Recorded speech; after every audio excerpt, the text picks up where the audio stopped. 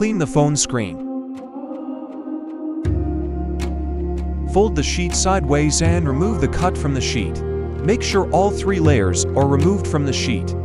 Place the cut over the phone. Check if the alignment is correct. If the alignment is incorrect, lift all the 3 layers and adjust the alignment.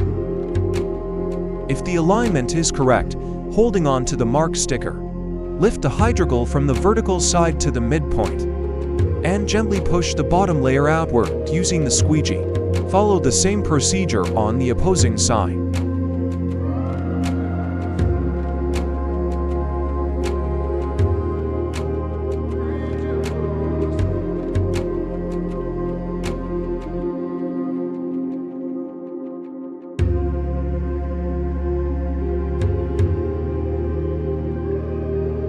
Remove the top layer, leaving the hydrogel on the phone.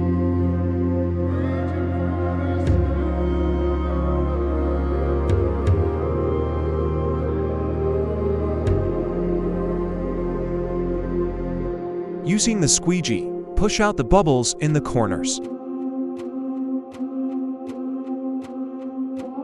The bubbles, lines and shades will disappear automatically within 24 hours.